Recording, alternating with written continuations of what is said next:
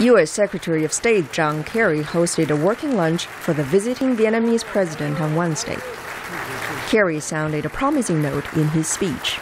The Vietnamese have learned from their own history that we all have no permanent enemies, only friends yet to be made.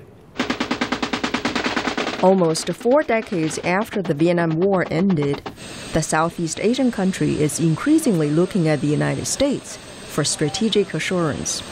In a way, ironically, to counterbalance its communist big brother, China. Brantley Womack is a longtime watcher of U.S.-China-Vietnam relations. He spoke with VOA via Skype. When Vietnam feels insecure, who is it going to feel insecure about? Laos? Cambodia? Thailand? The United States is too far away. So China. Alexander Wu Bing teaches at the Asia-Pacific Center for Security Studies. He spoke with VOA via Skype from Honolulu. Now, with the Chinese assertiveness in South China Sea, there's increasingly sort of broadening the consensus in Vietnam, the perception that China is posing a threat to Vietnam's sovereignty and territorial integrity.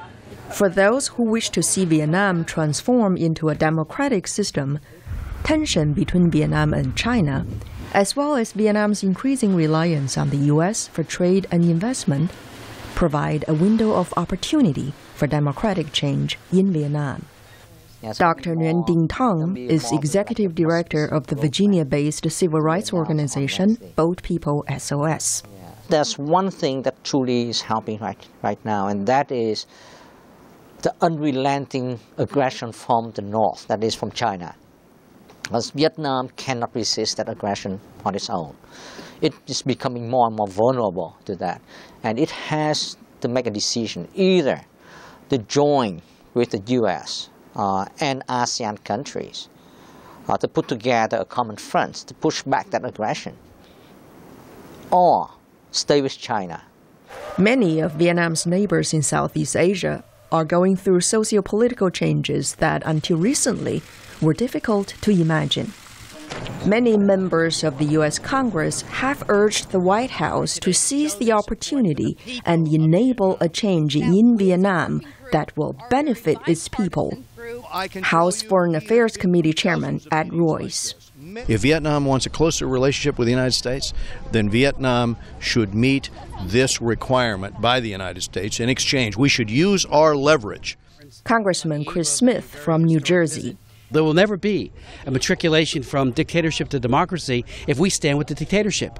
So I say meet with presidents like Song, who was not elected by the people, as we all know. Meet with him, argue with him, but don't enable him. Don't walk around smiling and having so many photo ops that the plight of the dissidents gets lost. How the United States and Vietnam balance human rights, trade, and geopolitical considerations will be watched by many in the region, not the least China. Natalie Liu, VOA News, Washington.